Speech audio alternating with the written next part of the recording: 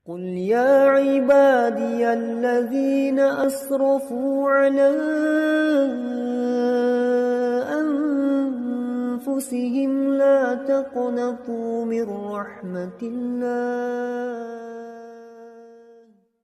Bagaimana merealisasikan mengikuti Al-Quran dan Sunnah sesuai pemahaman sahabat? Bagaimana? Mengingat dalam bahasan-bahasan fikih banyak perbedaan sekalipun sudah mengutip asar sahabat. Saya kira penanya tidak atau belum paham yang kita bicarakan dari awal tadi. Yang kita bicarakan manhaj dan mengenai usuluddin, sikap dan cara beragama. Sikap dan cara beragama mereka para sahabat. Bukan permasalahan-permasalahan yang timbul karena ijtihad. Perbedaan-perbedaan yang timbul karena ijtihad, masalah-masalah ijtihadiyah. Tentu akan ada perbedaan antara satu dengan yang lainnya, dan itu tidak terlarang selama perbedaan atau perselisihan itu berjalan sesuai dengan tingkat keilmuan mereka dan berjalan sesuai dengan tabiat manusia, dan senantiasa kembali kepada Alkitab dan Sunnah, dan itu tidak ada, tidak terlarang dan tidak mengapa, dalam arti bukan itu pembicaraan kita. Di antara para sahabat ada yang berbeda pendapat, tetapi mereka satu manhaj, sikap dan cara beragama mereka sama, akidah mereka sama, tidak berbeda. Walaupun mereka berbeda dalam permasalahan-permasalahan ijtihadiyah, amaliyah dan ilmiah, tetapi manhaj mereka sama. Hal-hal ijtihad tidak jadi masalah.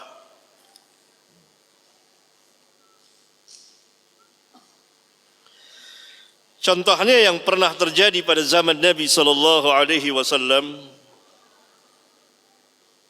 ketika selesai perang Ahzab,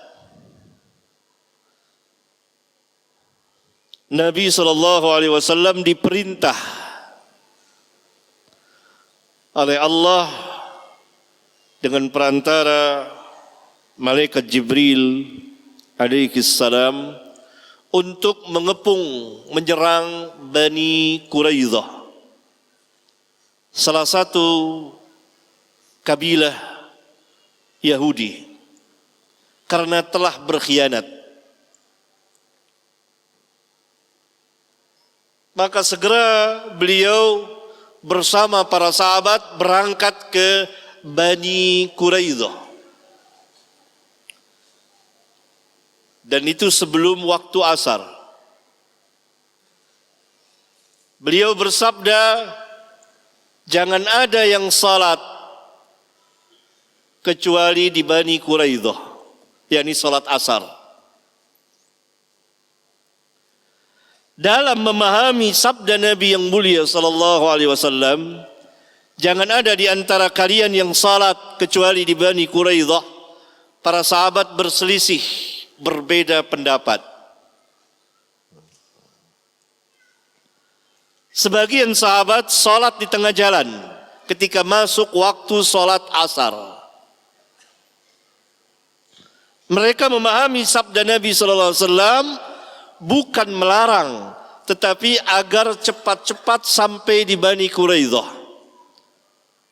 Dan pada hakikatnya beliau tidak melarang kita untuk salat di tengah jalan apabila telah masuk waktu, walaupun belum sampai di Bani Quraidah.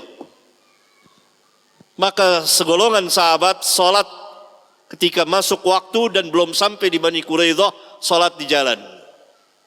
Sebagian lagi tidak, tetap salatnya di Bani Quraidah, walaupun telah keluar dari waktu asar. terjadi perselisihan perbedaan. Kemudian hal itu dikabarkan kepada Nabi sallallahu alaihi wasallam, diberitahukan kepada beliau, dan Nabi sallallahu alaihi wasallam diam dan tidak mencela salah satunya. Ini kebebasan mujtahid untuk berijtihad. Ini adanya khilaf, adanya perselisihan, tapi perselisihan ilmiah.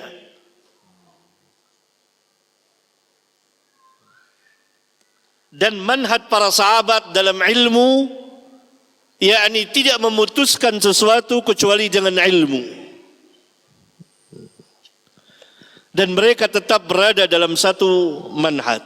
Dan ini tidak terlarang. Dan ada contoh-contoh yang lain lagi, di mana para sahabat pernah berbeda atau berselisih.